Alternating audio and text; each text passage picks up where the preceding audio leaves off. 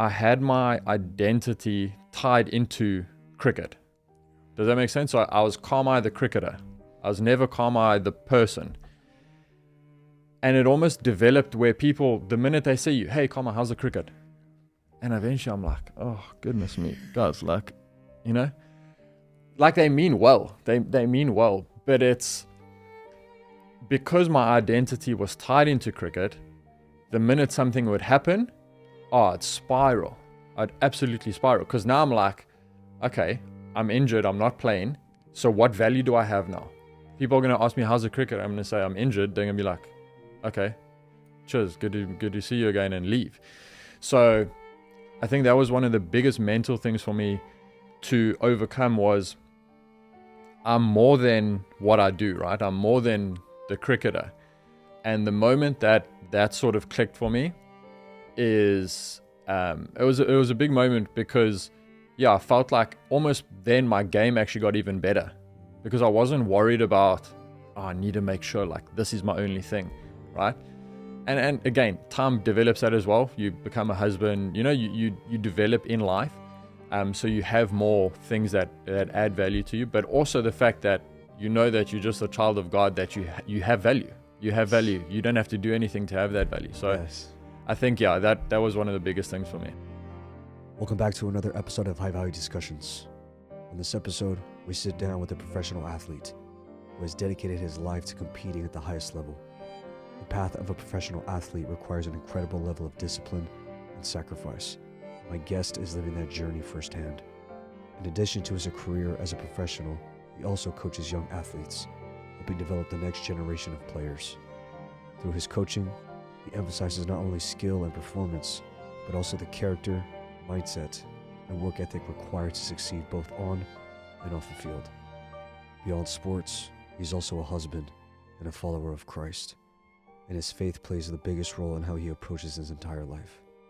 In today's conversation, we're going to dive deep in the mindset of a professional athlete, the discipline required to compete at the highest levels, mentoring young athletes, the lessons sports teach about perseverance and how to suffer well, and how faith shapes the way we pursue excellence. Ladies and gentlemen, I give you Carmi Le Roux.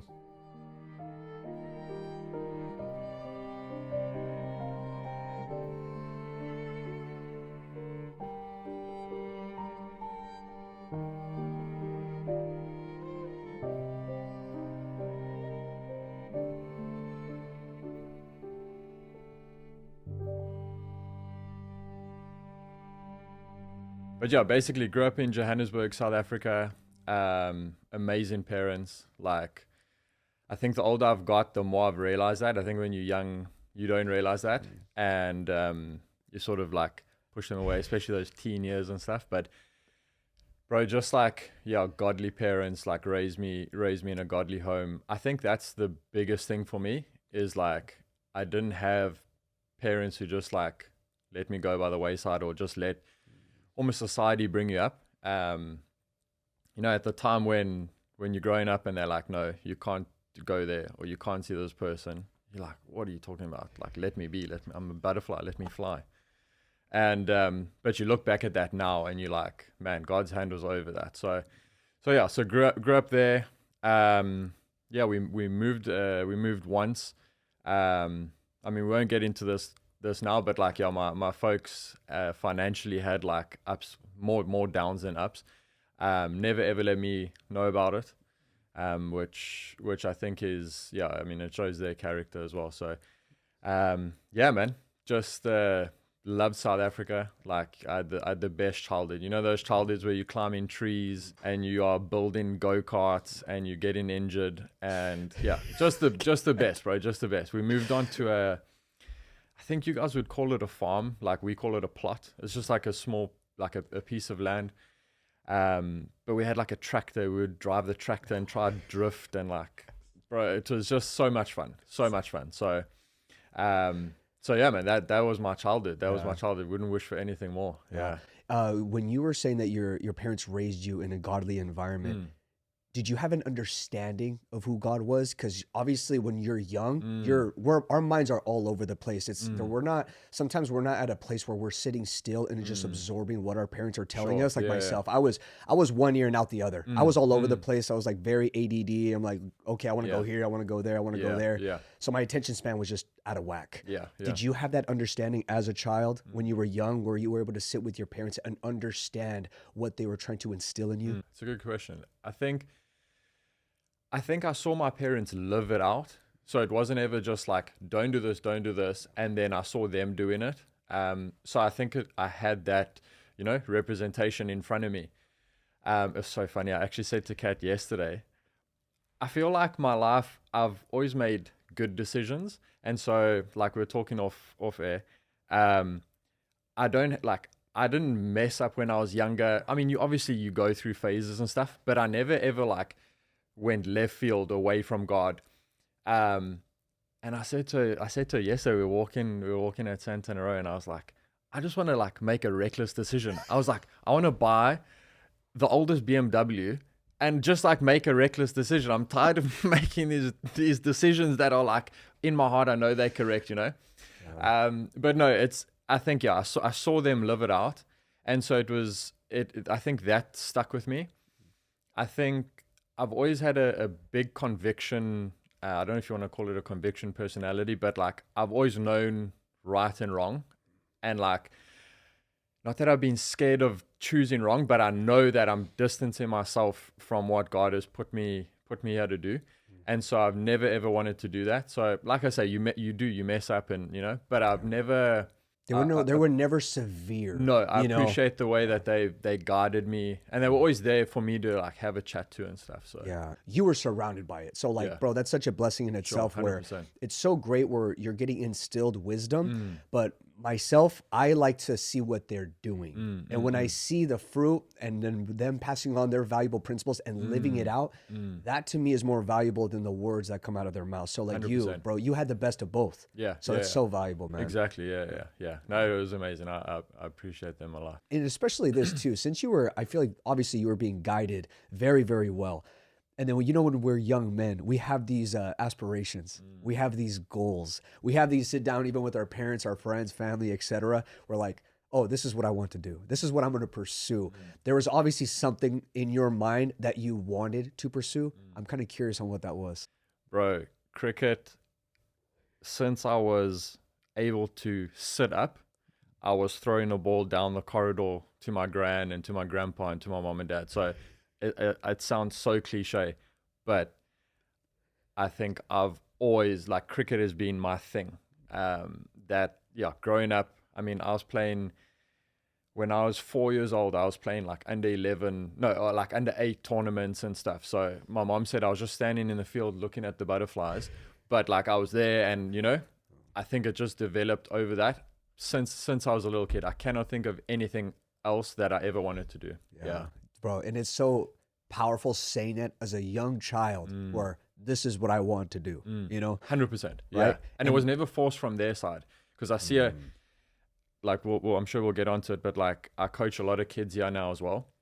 Bro, the amount of pressure that I see from parents.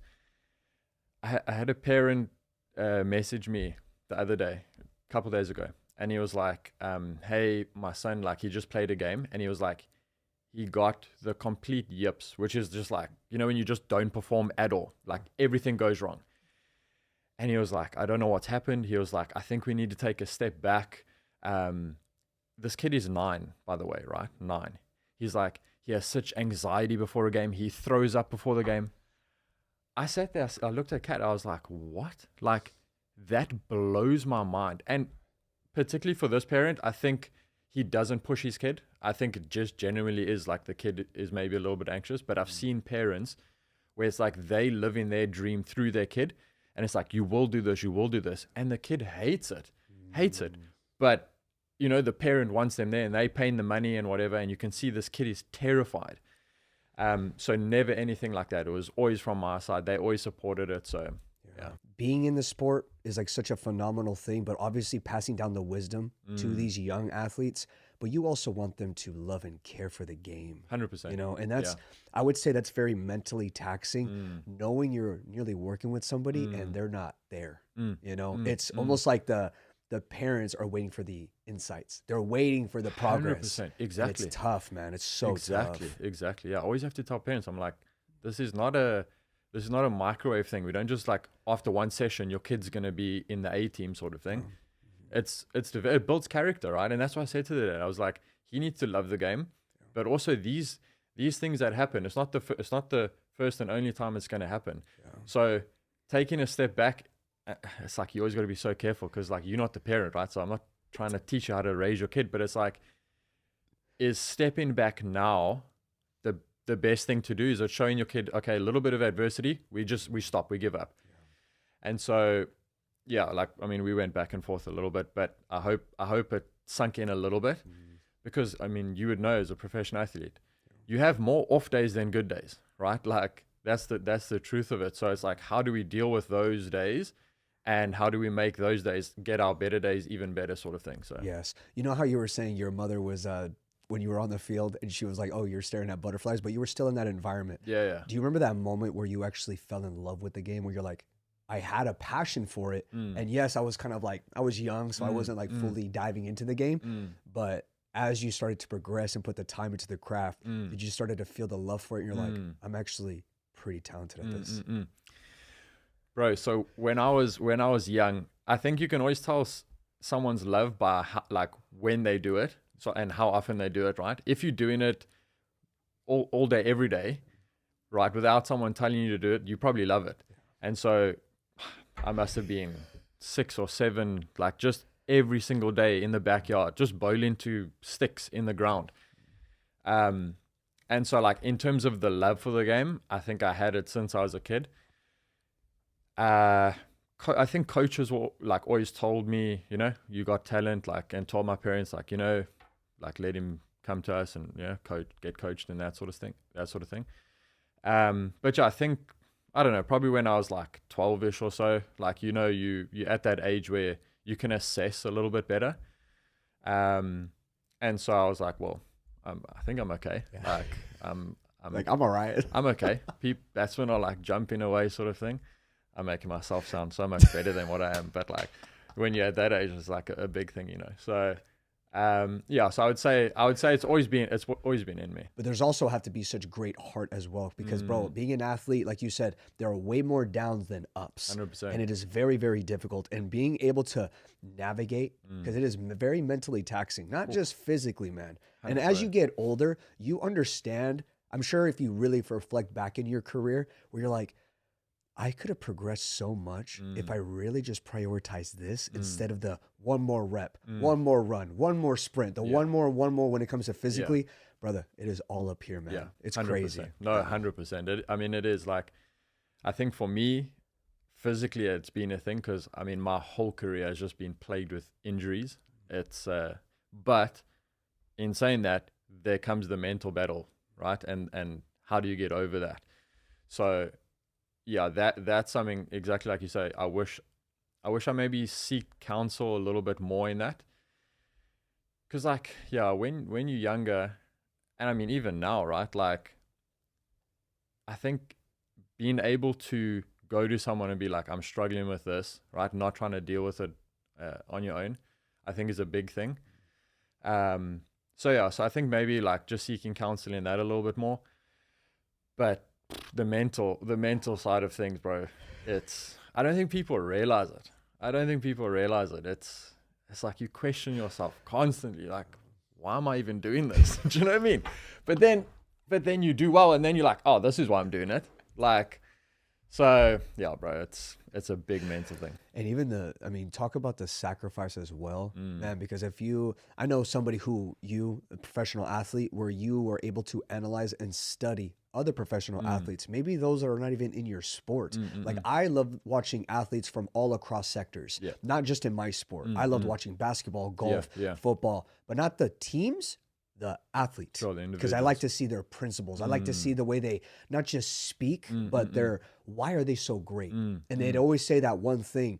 it takes such great sacrifice to be great at what you do, especially 100%. at a particular sport. Yeah. So, bro, when I was in mine, there was no playtime. There was no family gatherings. There was nothing. Yeah, Christmas, November, like when it came to Thanksgiving, Yeah. Wow. can't do it. Yeah. No, it is. Family vacations, can't do it. Bro, that's been the biggest thing is like, and I mean, even now, right? Like we constantly have to plan around, okay, when do I have a game? When am I away? Like you constantly have to plan it. And like, I think that's testament to the wife that I have that's just so supportive of that and understands that and, you know, backs it. Cause like, bro, if you have a missus that is like, what? Please, I'm out. Like, Right. That's so much pressure on you as a man as well, right? So to have that support is, Yeah, bro. I mean, just imagine the world of athletics is so chaotic. You would never want to go home and there's more chaos to be solved. You know what I'm saying? So that's why it's so important, man. And you hear that a lot where, you know, the person you marry is one of the most important decisions a man will ever make. So how did you, I'm kind of curious, how did you and Kat meet? Wow. So, okay, let me tell you a story. So we attended the same church in South Africa.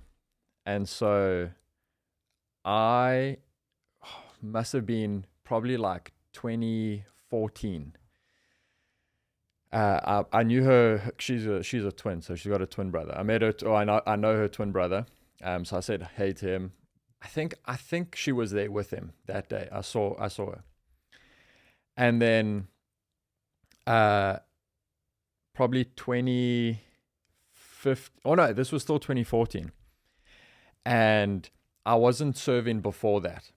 And I had a leader come up to me and she was like, if you start serving, I'll find you your wife. And I was like, go talk to someone else about that. Like you're not bluffing me. You're not bluffing me. Anyway, a few months went by. I got plugged in, started serving at the young adults. And that same leader came to me, put her arm around me, no word of a lie, put her arm around me, pointed and said, there's your wife. I look, Kat, this is 2014. I was like, she had a boyfriend and whatever. I was like, she's got a boyfriend. I'm not a home wrecker. What do I look like? And so we left it. But she was like, there's your wife. Fast forward to 2016. Kat has her own journey. So she wasn't at church. Like I didn't see her again. She might have been at church. I didn't see her again during those few years. But we never chatted before that, didn't chat after that. So I saw 2016, we at young adults and I see her and I was like, okay. And so she's going to love to tell you the story as well. But anyway, so I walk up to her. I'm like, hey, I'm Carmi. Nice to meet you. She's chatting to another leader. And so we just like start chatting. I don't know. She's still got a boyfriend who's there at the gathering, but we just chatting or whatever, like hitting it off. And you know, when you just click with someone, like, you know, when it's effortless, Natural. just, I'm not thinking about what I'm going to say.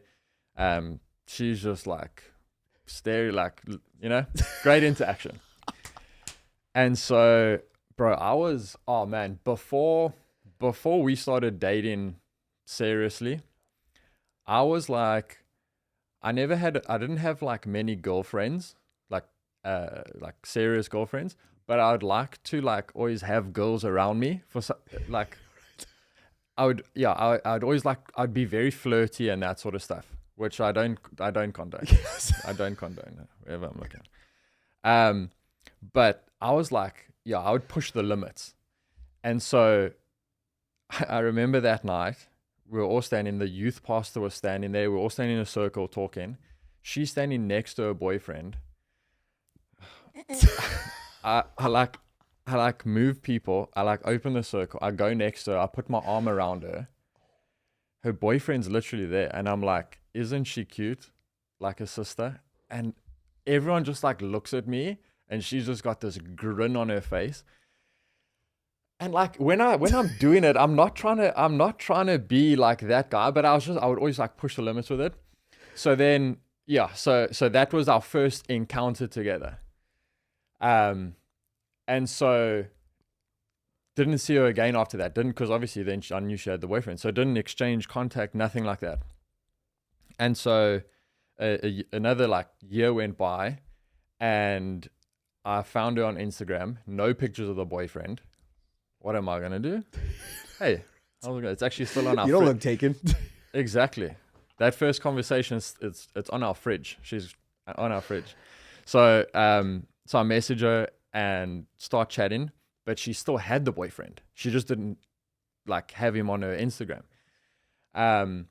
And so she then ghosted me a little bit because she knew what she was doing was wrong, but then broke up with him and then messaged me and was like, hey, like, let's go get a coffee. And then sort of went for a coffee and then pretty much progressed from there. Yeah. So, I mean, but like wild story, but in terms of how, I mean, literally the leader was like, there's your wife 4 years before I even spoke to her. Yeah. Just like crazy. And bro, crazy. you know that was God given because, you know, God probably spoke through that leader and to be able to meet with you and be like, hey, that's going to be your wife. Yep. And God behold, brother, look at that. Beautiful, bro. Exactly. And you know what's so funny? When I see you and Kat together, I've never like say talked to you both like in the same room or in the same just environment, obviously, but I see you guys. And when I see you guys together, you said that word, it's natural. And that's what I see when I see you guys together. It's natural. She's my best friend. Like, honestly, I know, so cliche. Like, she's my best friend. Literally, dude. So we've been married now for 8 years, will be this year in December. And it sounds so wild. Bro, like, we'll have the same thought pop up in our head. Like, something will happen, and I'll say it, she'll be like, no way, I just thought of that. Or it's just like you start syncing up with each other. Yeah, it's an amazing thing to see. But honestly, like, she's my best friend. We tell each other everything. We love the same things. You know how like, you know how some couples, it's like the husband will be like, oh babe, I'm gonna go have beers with the boys. Like, I'm like, I want a cup of tea in bed with you. Like, that's, you know what I mean? And we just love the same things. Yeah. And we were kind of talking off air how you know, how I see you guys, it's so natural and it's beautiful to see from afar, right? And it's also very scary while, you know, we're in a day of social media, obviously, and then there are these men of influence guiding these young men on not to get married, on to have multiple partners, and how to just not live a godly way. So, brother, I mean, obviously, you are in a form of mentorship. You are our leader. You are a coach. You are in places and you do have influence. It's almost like you can show that light, be that representation of what a good marriage looks like. So, bro, like, I mean, when you're approached by these young men, or even men were supposed to like maybe tug on your shirt and kind of ask you, say, for guidance, what would you think you would say that would almost combat these lies that you're hearing all over social media? Yeah, it's a great question, man. I think, like you say, man, it's so easy not to commit to anything. And I think we're in that day and age of, it's just like, I don't need to commit to anything because things are so accessible, including relationships and like flings and that sort of stuff, right? It's so easy to access that stuff now. You click one button and you're there. Bro, it's so fulfilling. It's so fulfilling being able to like give a woman as a man your vows and just build a life on that, right? I honestly, like I said, I didn't have too many girlfriends, serious girlfriends before Kat. But it's like, you don't know what you lack in or what you're missing until you have that godly marriage. And so, bro, it's just like, you get to do things together. You get to like, I feel like I'm quite independent in my thinking and my decision making, but bro, she has so much wisdom. Like, I'll be thinking something, or we'll be talking about something and she'll say something. I'll be like, I didn't even think of that. Right. But because we have the same goal, right? We both have the same goal. We both have God at the center of our lives. So it's like, yeah, God's going to allow that, right? He's going to allow those different thoughts to come in and you become a union, right? And so bro, honestly, I'd like people who don't commit or are like constantly in different relationships. I don't know how they do it. Like I wouldn't be able to keep up genuinely, or like are cheating or whatever. Like, bro, I genuinely wouldn't be able to like delete message. You know what I mean? Like, it must be so taxing. It's exhausting. Yeah, it must be so taxing. So, bro, if I could just say one thing, it's so fulfilling. It's so fulfilling to just know that you have your partner, you have your support there. And bro, like when big decisions come, like to know that you have that support. To like, I mean, God didn't design us to do life alone, right? That's why He created community. And so, yeah, to have that person that you know is in your corner no matter what is, it's something special. Say the both of you, it's a great example. It's almost like you don't need to say anything when it comes to like saying advising young men or her advising young women. I just feel like when you guys stand next to each other and live life together, it's a great example of what a married couple should be doing. And obviously having him at the center of everything that we do. 100%. So bro, I feel like, again, going back to your upbringing, the speaking and the example, you know, there's ways of being lived out rather than 100%. just talking about it. So Exactly. bro, I feel like that's so powerful from afar, the example, but when they get next to you, they're going to gain some wisdom. You know what I mean? So that's Comes with a that's lot of both pressure. worlds. Comes with a lot of pressure though, right? Like you need to upstand yourself to the certain level, which is also fun at the same time, right? You keep yourself accountable and you keep each other accountable. Yeah, it was when Kat and I first started dating, we always felt a draw to like young married couples. And yeah, I think the way God has just used us in our marriage through the 8 years has been really cool, man. And it's been cool to see, just like, and I hope that, you know, we're a good example to people. I think we definitely, that's what we strive for. And also just to also keep it relatable, right? Like we want to be, I think a lot of people have this perception about church and church people and godly marriages that, it's prayer time at 7 and just like these lists, this list of do's and don'ts and rules, and like it's not, bro. It's literally you're living your life together for the glory of God, and like you know. We have this routine that we are when we're by ourselves, very structured. Like, I have to be here at this time. I'm going to do this at this time. When you're one, it's a whole adjustment, and it's not so structured. It's like, how are we going to be led today? What are we going to be able to do today? How do you want to use this today? So Exactly, but it's important doing it together rather than combating of like, no, I don't do this at this time. No, I don't do this, so and so forth. Yeah. When it's one, bro, especially how natural it is, say for you guys, it's like I said, brother, it's a great example. Man. Yeah. It's a great example. And it brings out things that you didn't think were possible. I as a man, I think I've softened, not in a bad way, right? But I've just softened in our marriage. I used to be very like if you did me wrong, I'd just cut you out, you know? Like I'd be very like stiff with my thinking, and where like when Kat and I would have an argument, I would just shut down and I would ignore her, and like that's not healthy at all. And I had to learn, you know, like we need to talk about these things. Now I'm the one who's like, sit down, let's talk. You know what I mean? Like you develop, and because of the marriage, it develops those things in you, right? I feel like growing up, I saw a lot of older men, obviously when their wives submit to a man and their husband, it was very different back then when I saw it growing up, where the wife didn't really have a voice. So I feel like when you said the softening, where no, we are going to communicate because we are not going to bed angry. 100%. You know what I'm saying? That is so important, bro, where we still have that masculinity to us and we're so firm in what everything that we do.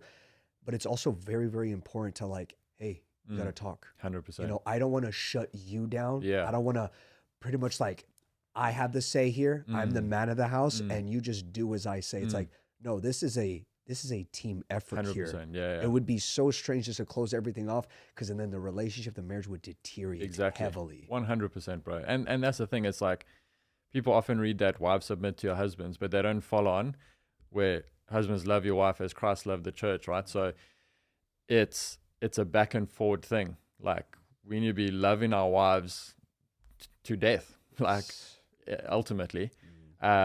and they want to submit under that because they know that it's not an authoritative, a negative authoritative figure over them. It's okay, what's best for our marriage, right? The husbands are called to lead it. So she trusts that I'm going to make the best decision for our marriage and for us.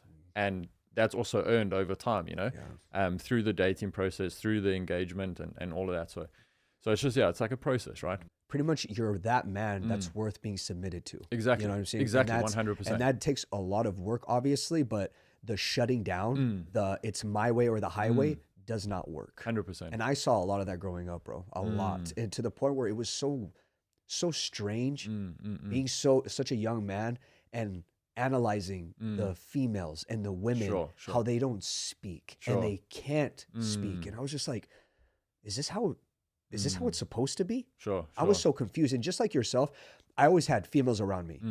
So it was always so much natural to express myself, to listen, to speak when to speak. And just like, obviously listening was a big priority, but I didn't understand of like not getting perspective or insight from a female rather than shutting them down and just like, hey, you don't talk over me. Like, hey, I'm here to, I speak, you listen, relax. Yeah. I never understood that, bro.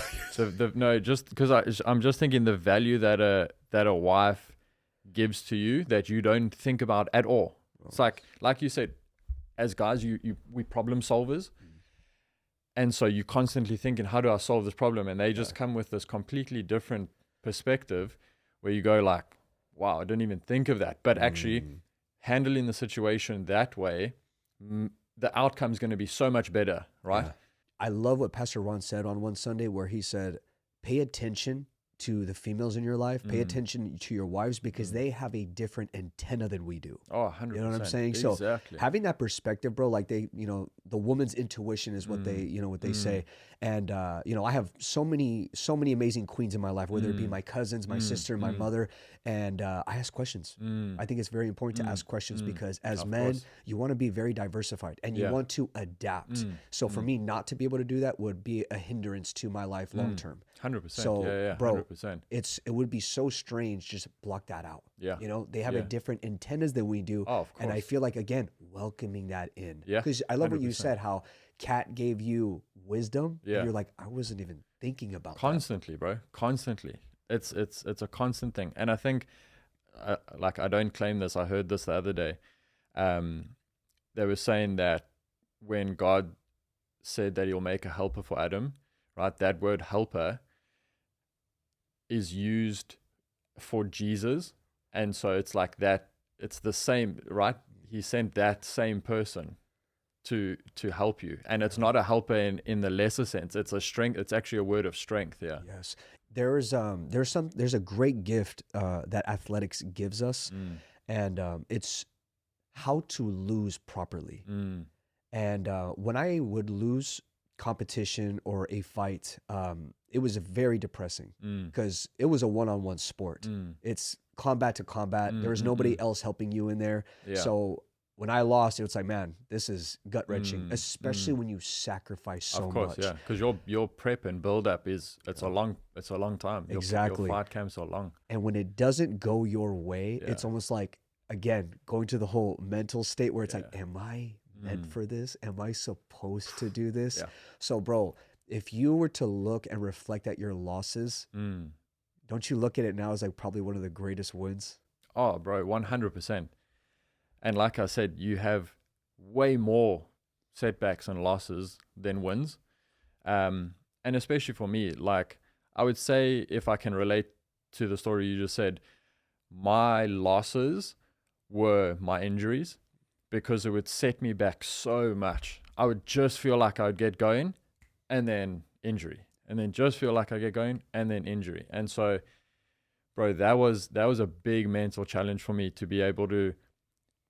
The fact that I'm still playing is a massive thing for myself because I could have easily packed it up and been like, listen, I'm injured. And also because you almost get labeled now injury prone, which I had to battle with. I had to get over that because, yeah, I think in that sense as well is I I had my identity tied into cricket.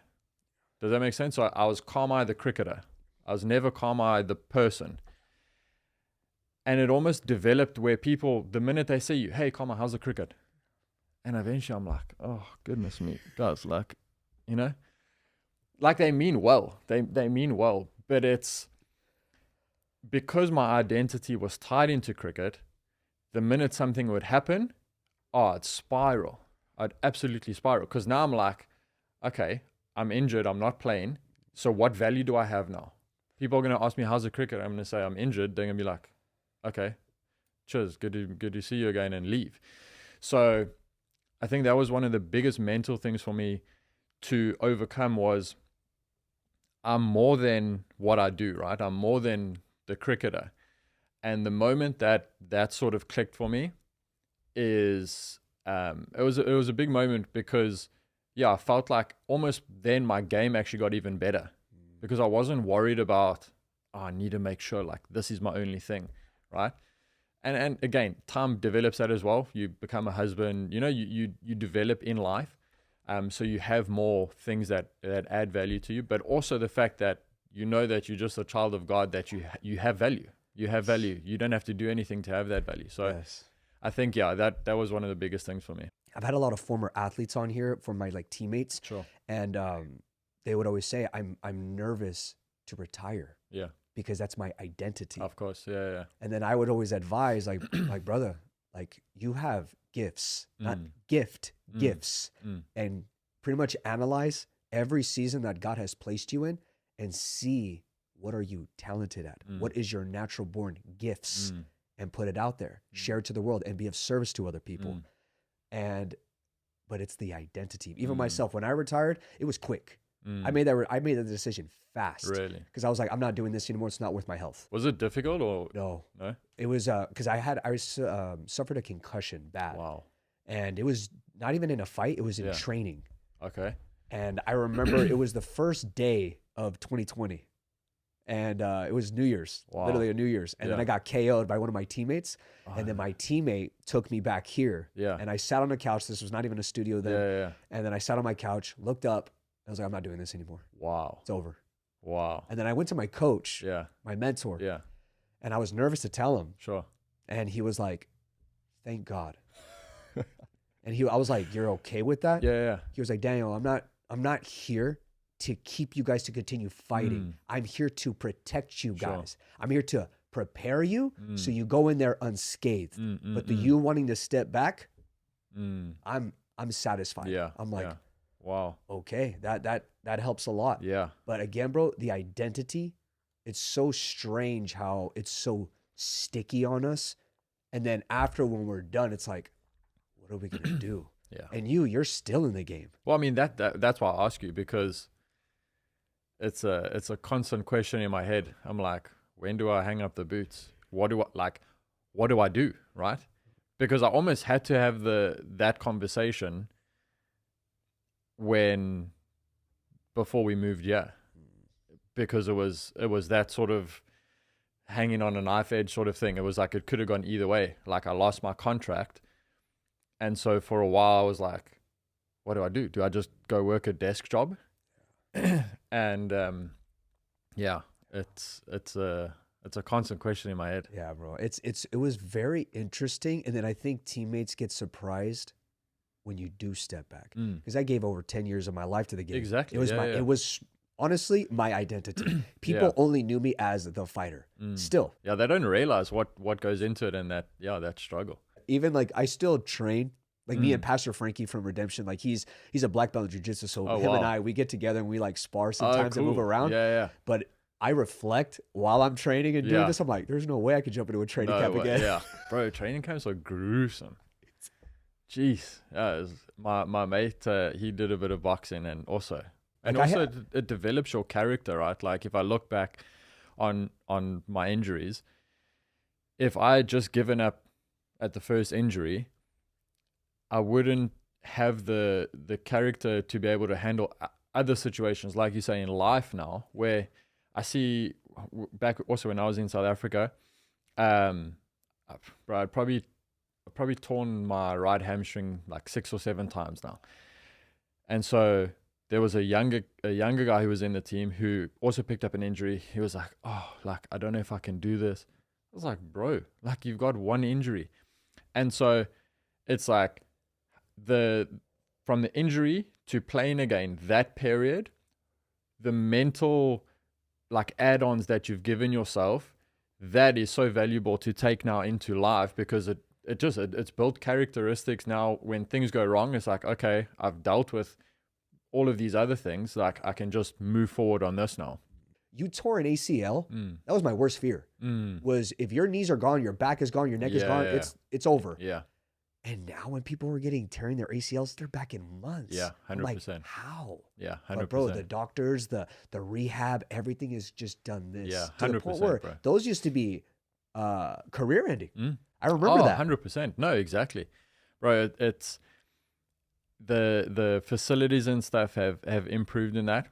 But one thing that I've kept close to my heart and that I've had to lean on is, with all those injuries, like, I've had to keep, well, let me tell you what I do is I've got a list of Bible verses that, it sounds so weird, I will constantly quote while I'm on the field, because the devil will come and he'll try to put that, oh, hamstring's feeling a little bit tight. Oh, your ankle, your knees are, and you'd know, like, if you let that thought sit, and like it takes over. And so like I constantly have to like quote scripture over my body of what God has said, right? I mean, he said it's finished on the cross. He said it's finished. So I have to believe that my healing is already happened. I need to receive that.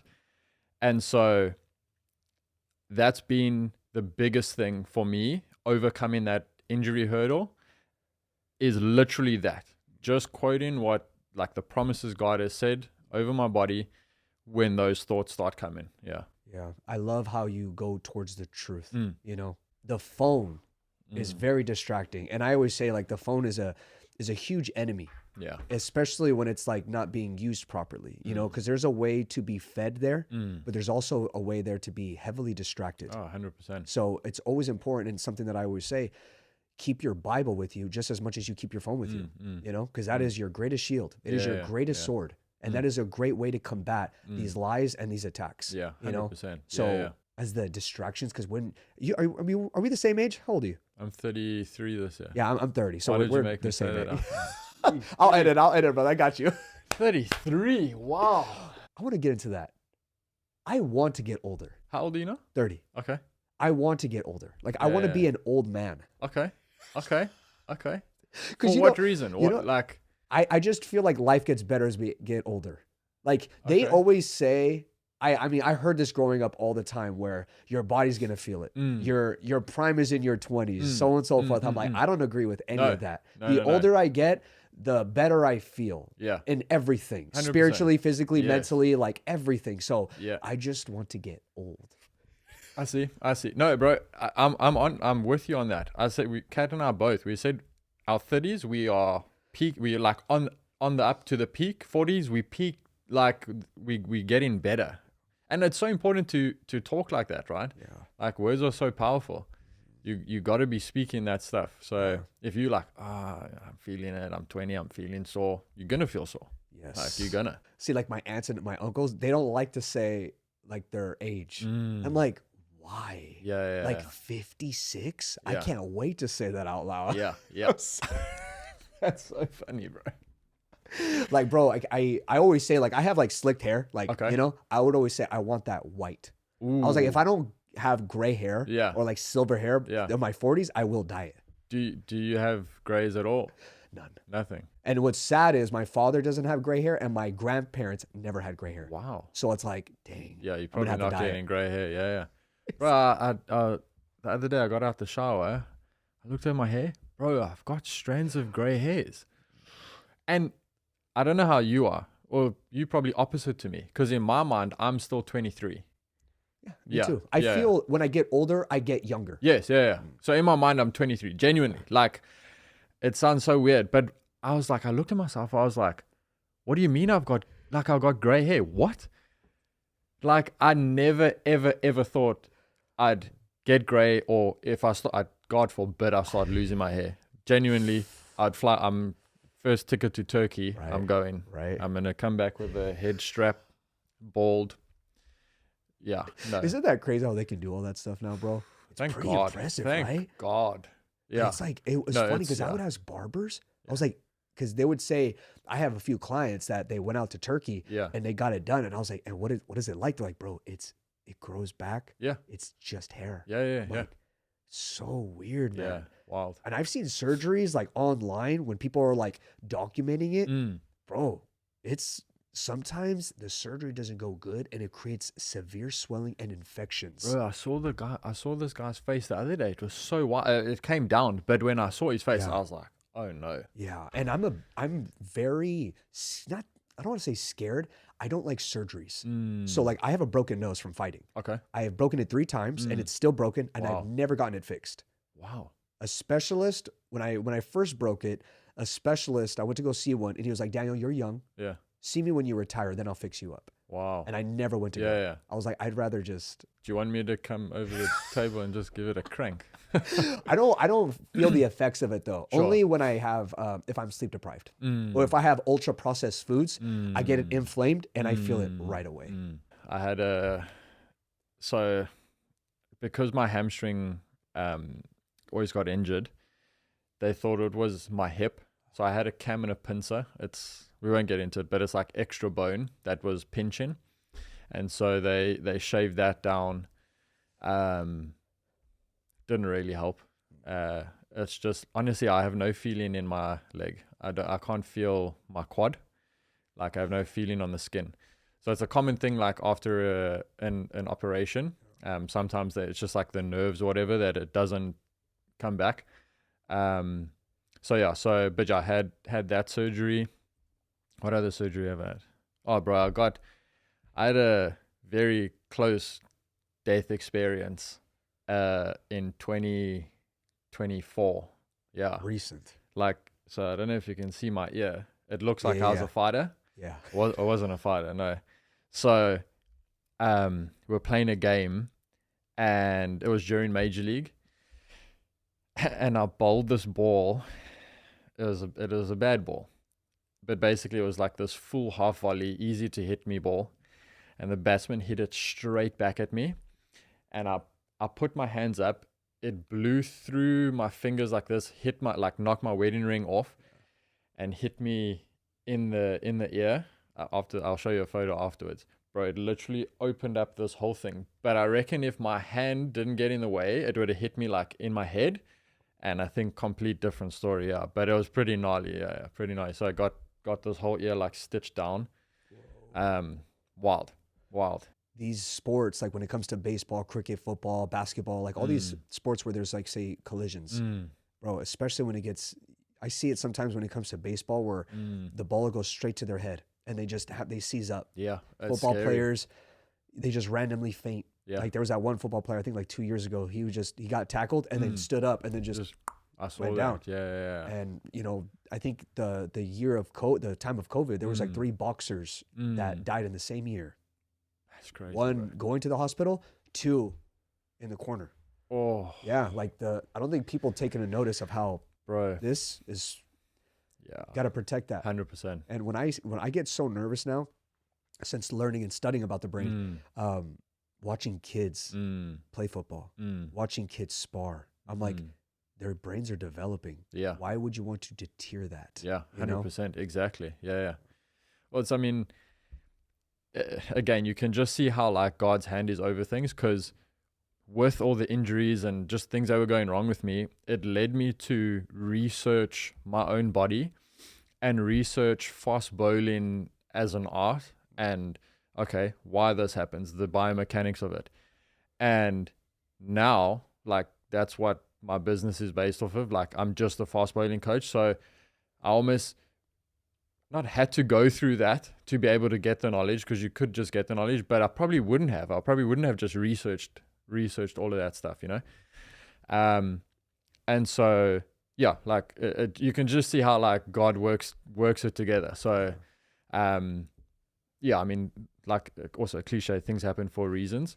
But it's also how do you act on that? Do you just let life happen, or do you just sit back and be like, oh, no, Yeah. I was injured. Oh, Yeah. but like, okay, what did you do with it? You know, your coaching and your business, brother. How does that feel, man? To be able to lead these young men, you know, because you were once that young man. You know, you were once that person where you were on the field and you were gaining all this wisdom and all this knowledge, and then being able to see the fruit of progress. You know, but you're now in that position as you're a player, but you're also a guider at the same time, bro. How does that feel, man? Because we were talking about, you know, how some kids are not in it, but there are also those kids who are also in it. And how does that feel, bro, to be that person, to be able to instill all that wisdom and knowledge into them, man? Bro, cricket has, I don't want to say cricket has given me everything, because God has given me everything, but cricket's been the vehicle, right, that we've been able to come over here, just like in terms of a career aspect and stuff. So for me to try and give something back to it as well, and to try and grow the game in the States, that's obviously the goal. Is, you know, cricket is growing here,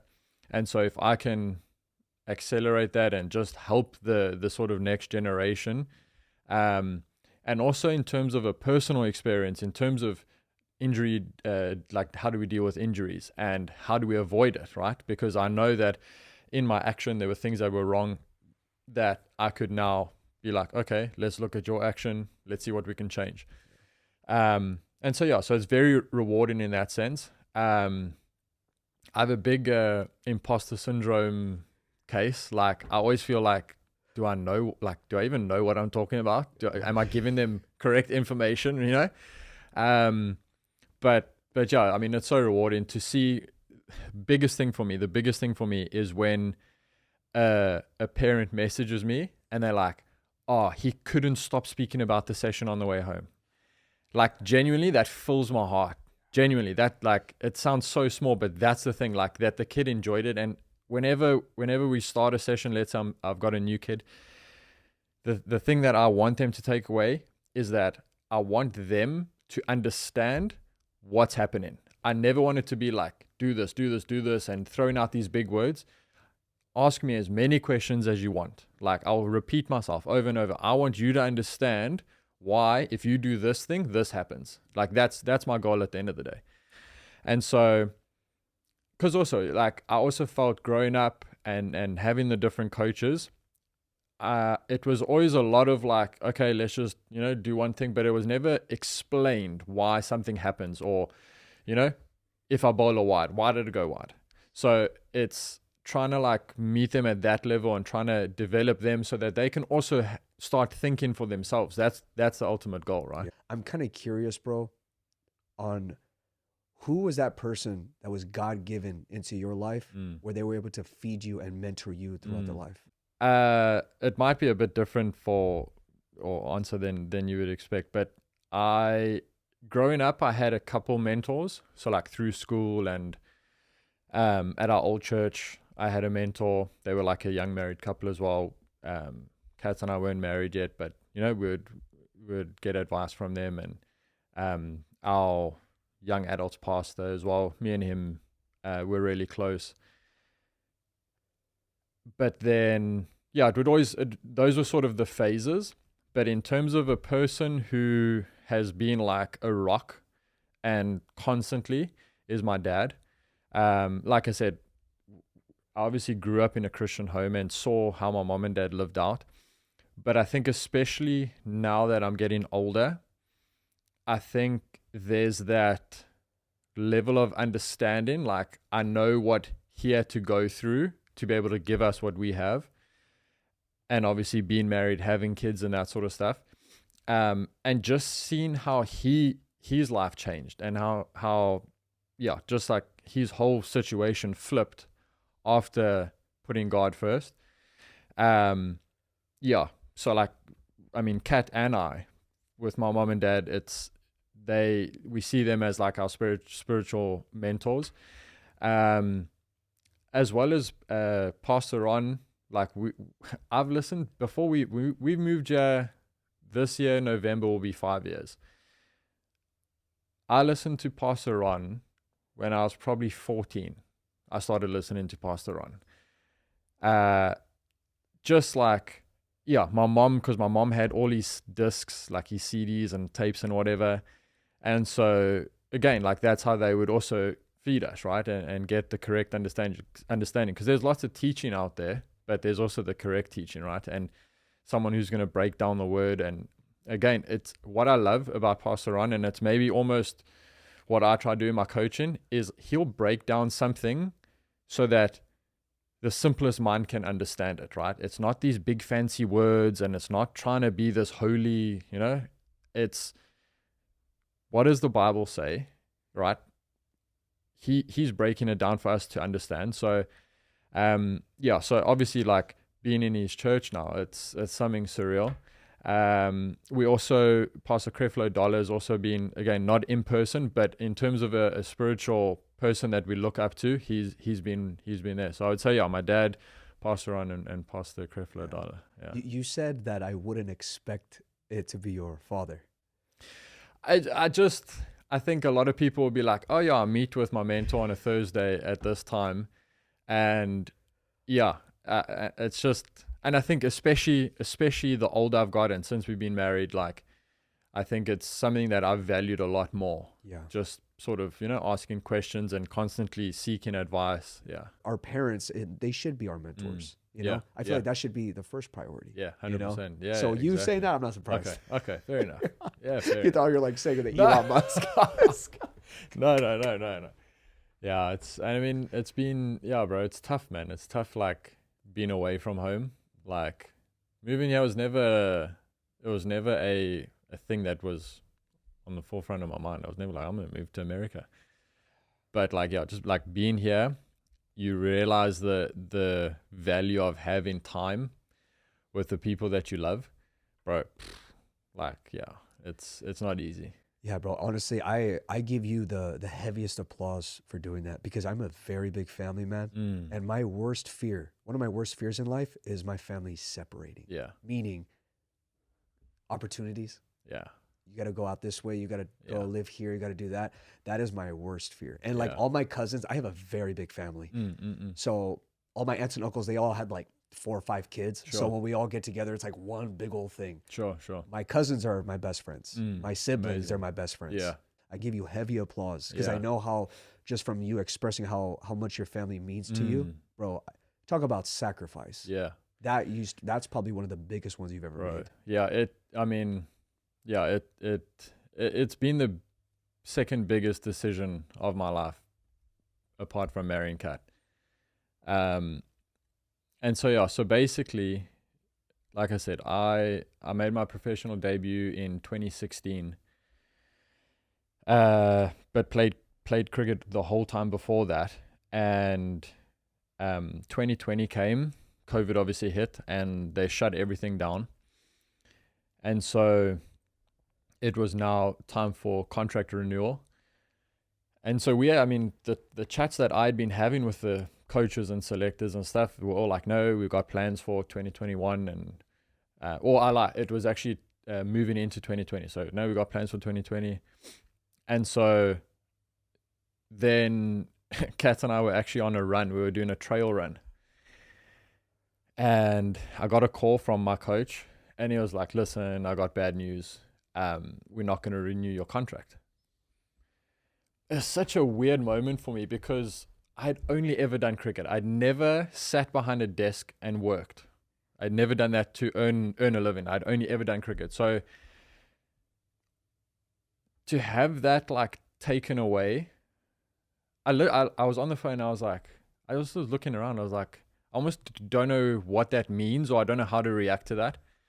And I think also because of the identity thing, it was like, you're taking myself away from me. So he was like, yeah, I'm like, sorry about that. We can maybe look, like whatever it was. And I think Kat saw my face and put the phone down, and she was like, what happened? So I was like, no, they're not renewing my contract. And like, we just paused, but I knew, like, I had this feeling in my heart. I was like, the way that we react to this situation is going to determine what happens next. If we sit and like wallow, oh, woe is me, I've lost my contract. What am I going to do?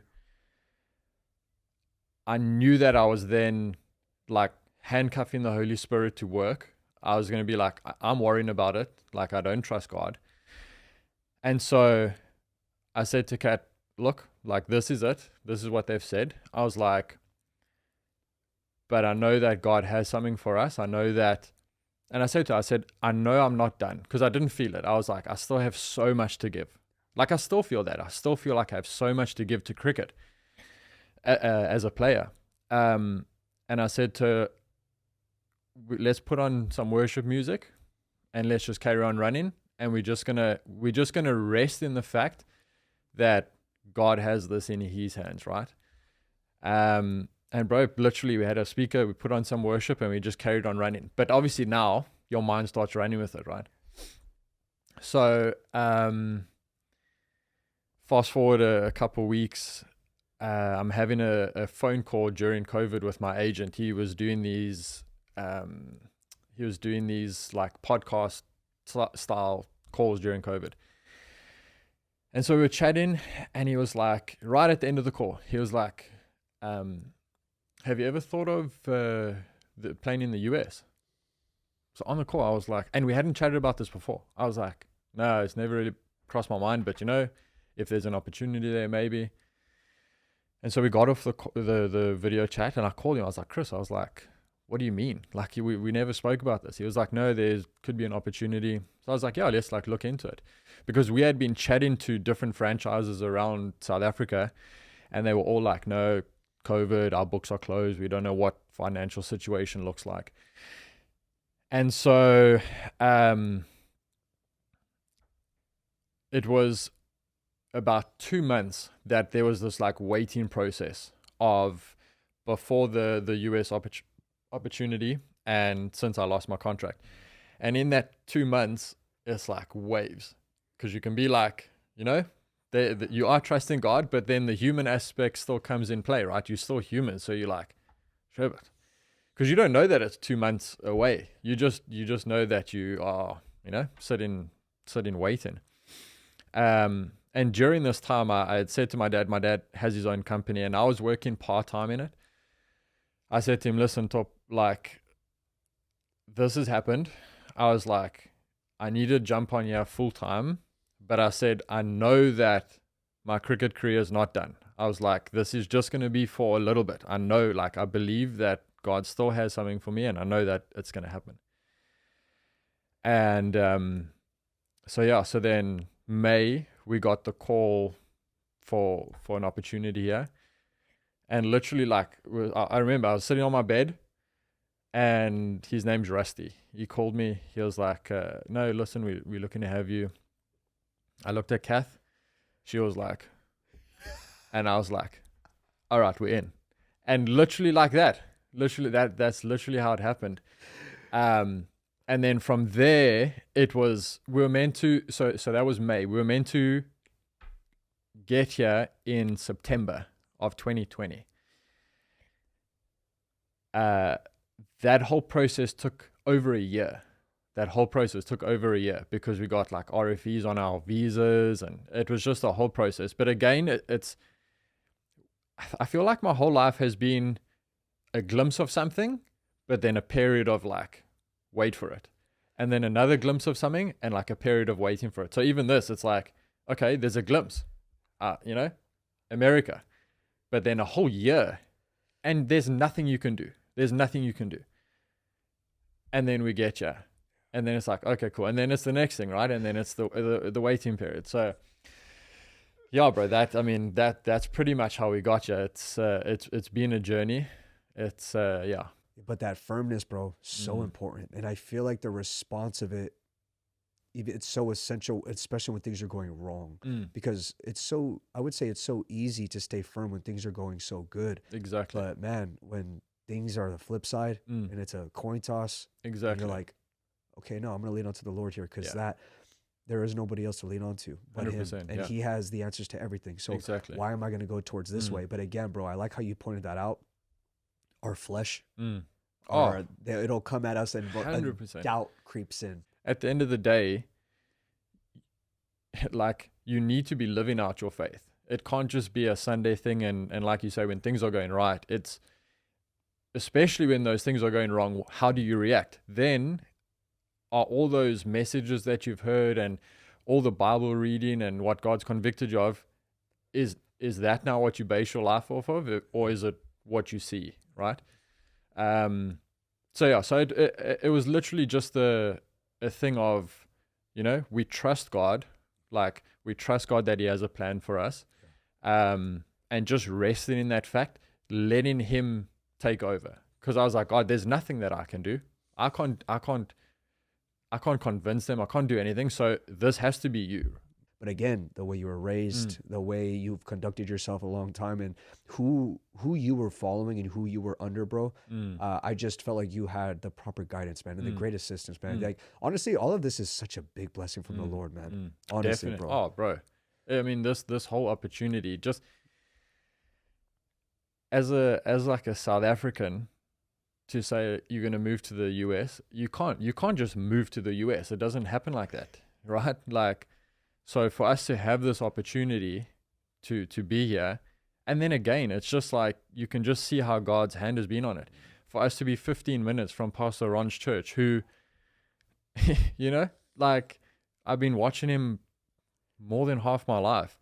And so just the opportunities that have come from this, it's been amazing. Bro, I remember when we first moved here, you got to understand, South African moving to the US, the rand to dollar ratio is ridiculous. So when I'm converting dollars to rands, tears start flowing, because I'm like, what? Who makes up these numbers? No, honestly. And bro, it's like, we came over, it was just me on a contract.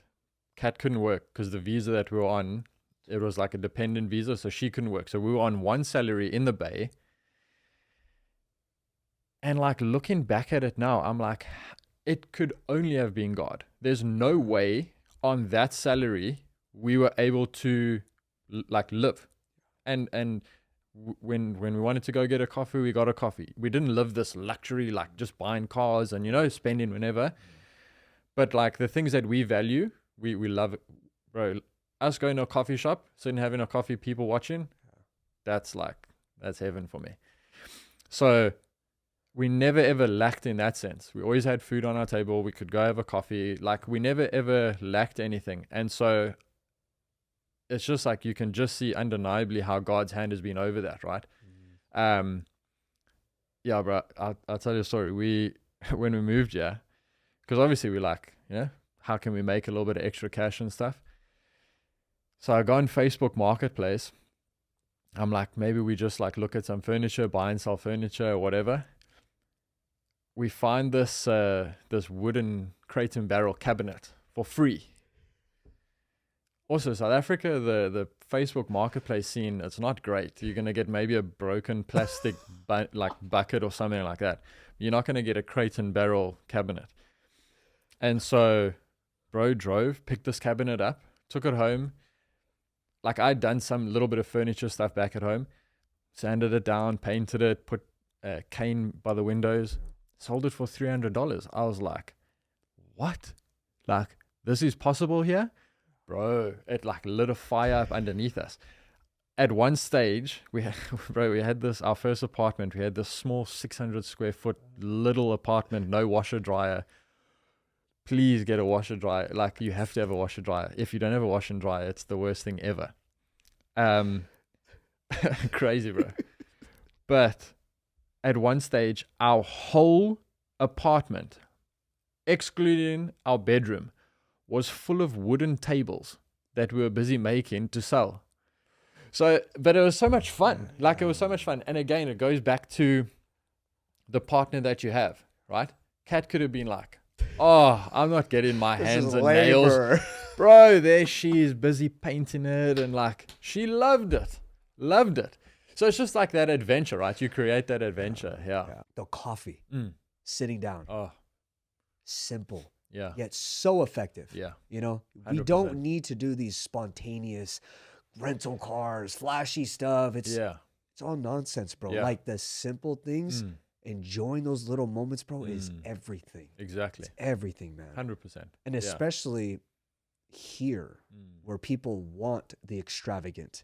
But if you enjoy just the most simplest basic things, and if you're happy and fulfilled there, you won't chase the nonsense. It's being content, right? It's just being content. And it's easy here to get distracted because you go there to Santana Row and you see everything and then you're like, am I doing enough? But it's about being content. I think that's been and currently is the thing that God has on my heart. I can get distracted quite easily. And so, especially now in this day and age where it's like, you can make money on social media and you can Amazon dropshipping, all of this. So as a man, you're like, sure, but I need to make more money for. And God has just been like, what have I given you? Focus on that, steward that well, and let me bless that, right?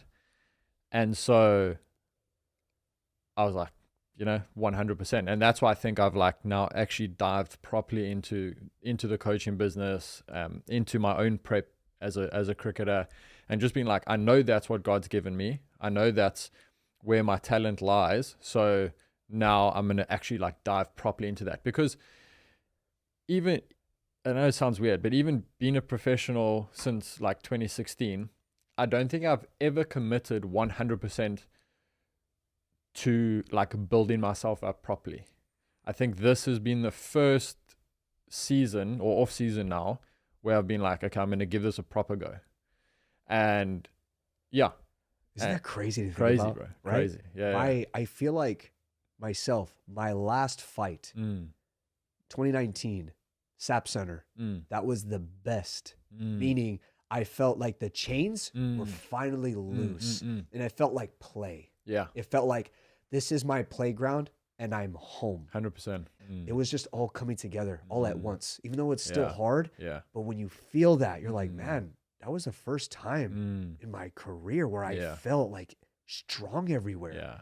And I think that's its maturity, what you said there, right? You mature in the way you think and the way you handle something. So you know what to do, prep in, and And that's why I feel like now I could still compete at 30 years old. I retired at 25 years old, but I could still compete now. Just again, the maturity where I would approach the game so differently now. Yeah. And even with you, bro, like again, it gets better through age and time. Yeah. So that's why you feel like now at this season, it's almost like you're more at a state of flow. Yeah. 100%. Where everything is so calculated. And it's so important, bro, especially when it comes to an athlete and a coach.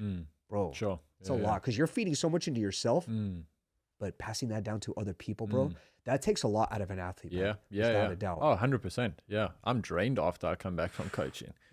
It's you give a lot. Yeah, people don't realize that. Yeah. I mean, you give nearly everything. Like I have an online fitness business as well. Okay. So I always tell my clients, like, I'm giving you everything. I just want that back. Exactly. Like it takes two to tango. Exactly. Like as 100%. Much as I'm giving, it's like, I want that back. Exactly. Because I'm willing to just pass it all down. Yep. When you think of a coach, you think of somebody who's like a lot older and who has like seasons under their belt. They have awards, they have championships, etc. Sure. But the fact that you're in that position at such a young age says a lot about you. You know what I mean? Yeah. And even though that imposter syndrome does come at us, bro, that is just a full-on lie. Yeah. Yeah, of course. I think there was a moment or a picture that I saw of you speaking. Yes. And I think I posted it on my story when I announced you were coming on. Yeah. So in a state like that, when you're speaking on a stage in front of so many people, I guarantee you in the first bit when you started doing that, it's like, do I even belong up here? But then you really start to realize like, no, God placed me here for a reason. Yeah. I do belong here. Yeah. So it's just like these attacks, these lies that we battle with, you know 100%. What I mean? But shutting it down and combating it with the truth. Exactly. Game and changer. bro, you know what I've realized, the older I've got? I've realized people actually, they don't know, like you think people know more than what they do. They actually don't know a lot. You know what I mean? So I feel like everyone is thinking that to themselves. So like you can look at someone and you can be like, wow, that guy's amazing. But he probably is thinking like, sure, but I hope I'm doing a good job. You know what I mean? Genuinely, like people I've spoken to, they've all said that.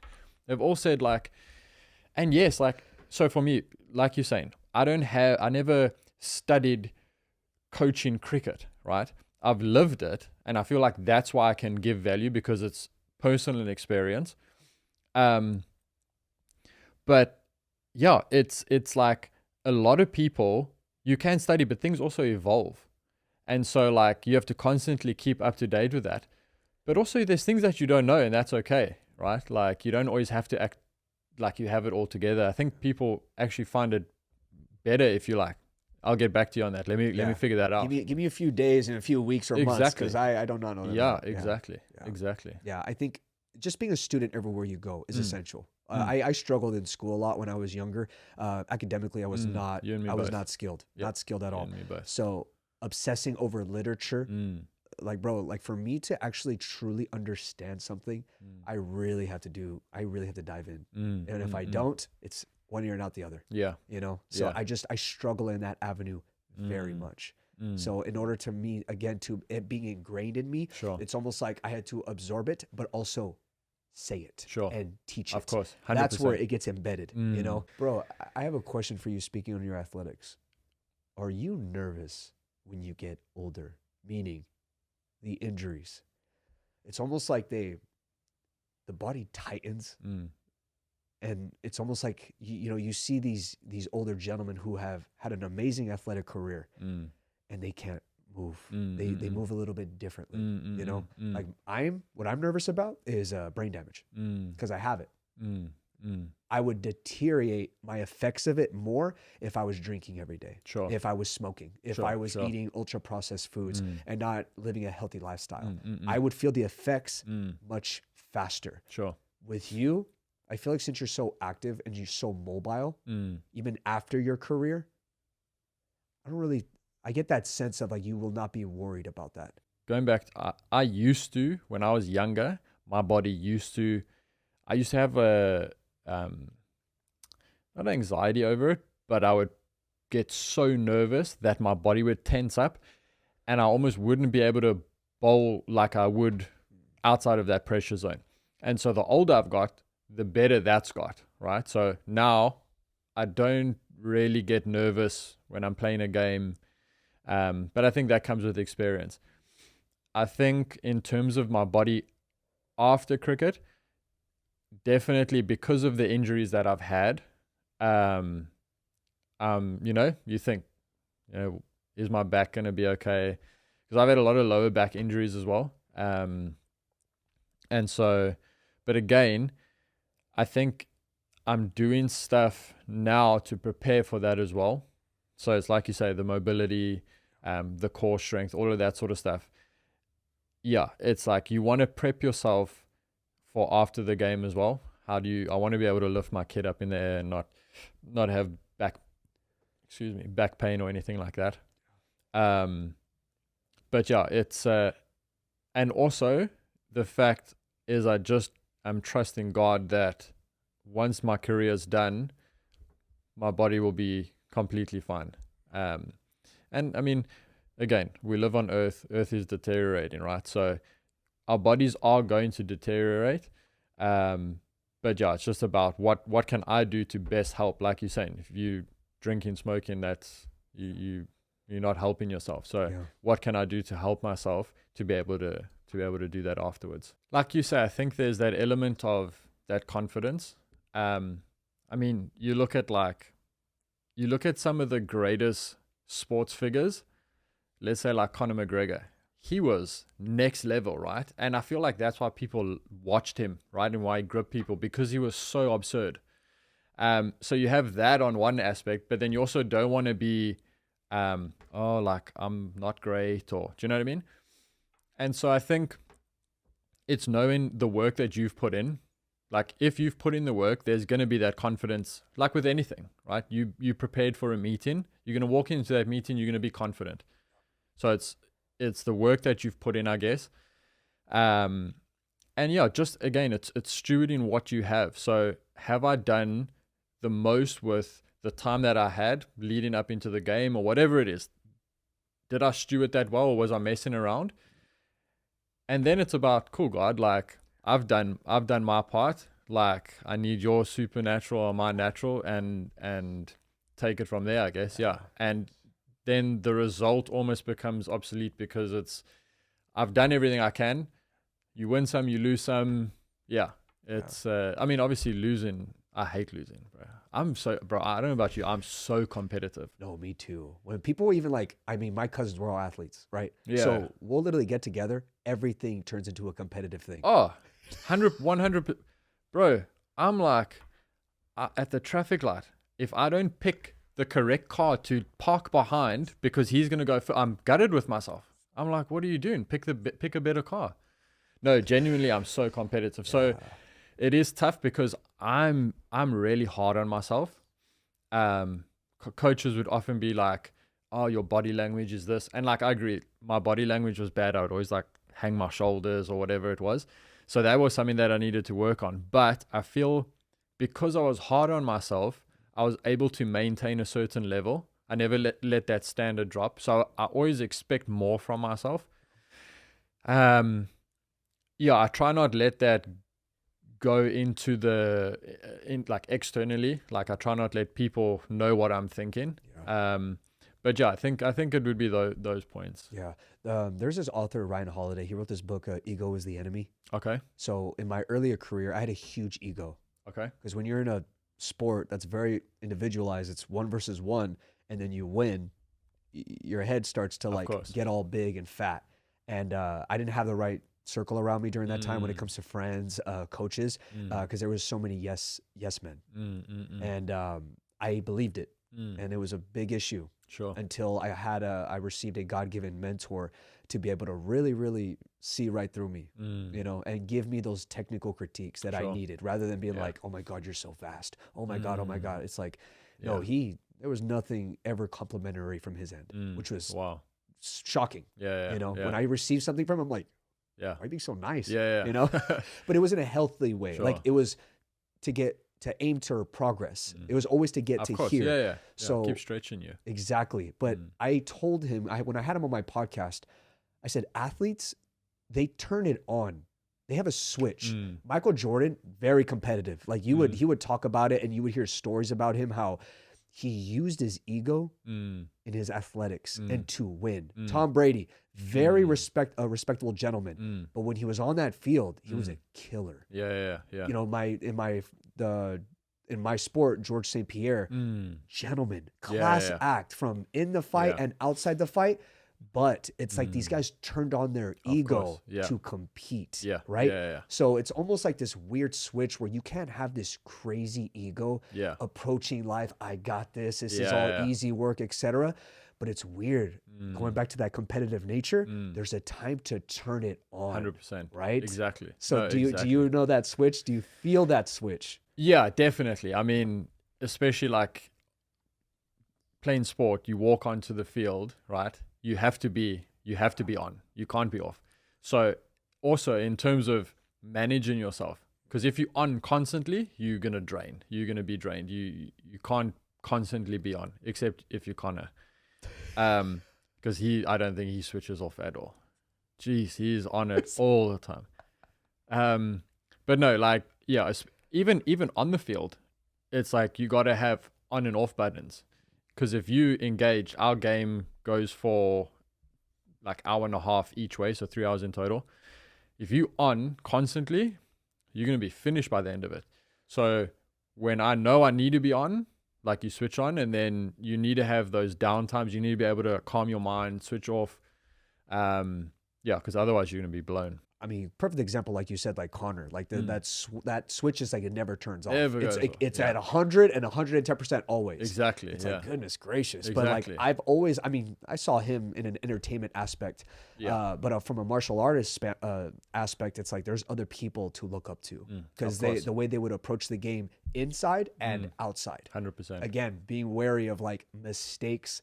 There would be athletes that you see from football players who would beat their wives, beat their girlfriends, and then go into jail, so on and so forth, drink and drive, cause an accident. It's like, there's examples out there to pay attention to, where it's like, oh, if I go this route, if I do this, if I don't check myself, I could easily lean into that way. 100%. You know what I'm saying? Exactly. 100%. So it's a very, very dangerous, especially when like there's success involved, there's money involved, attention, notoriety, all that stuff.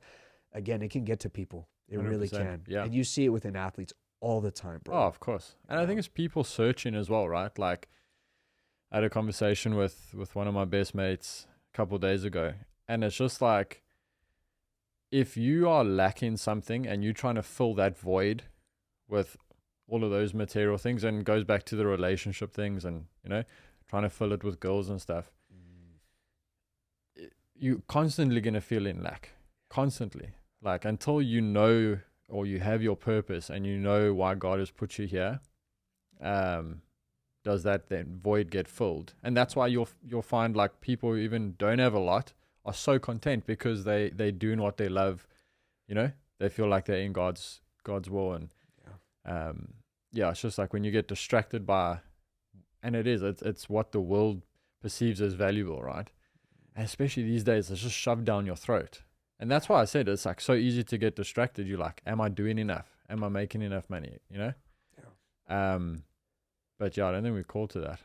No, bro. I think it's important to just fill that and replace that with inspiration, rather than seeing it as a form of like, man, I should have that too. I'm this person's age, or this person's younger than me. I should have that. It's like, just be inspired. Like exactly. I always, again, bro, still to this day, I'm constantly surrounded by people who are just at a higher frequency than me. And I prefer that because it keeps me inspired rather than in being defeated. Of course. Teammates, everybody was better than me in the gym. Everybody. And I got beat every single day. The men at my church who I'm under and who I follow, bro, higher frequency than me. And I am okay. And I welcome that. Sure.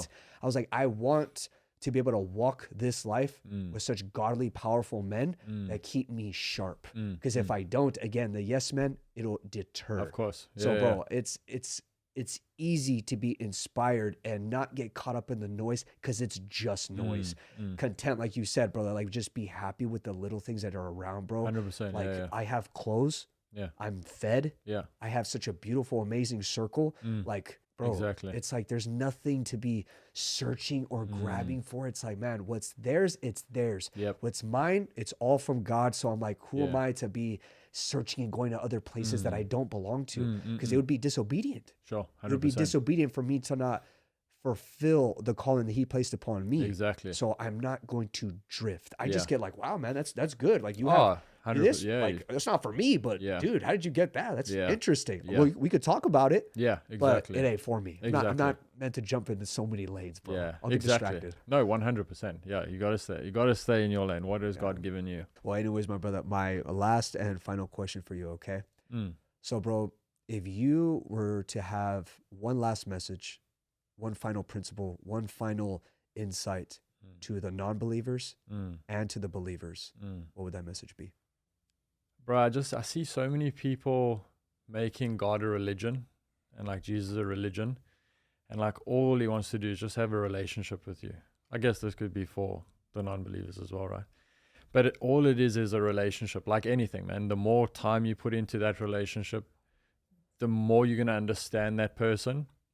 I actually had a conversation with with one of my best mates, that same guy, and he's sort of like having this tussle in his heart where he just feels lost. He doesn't know what to do.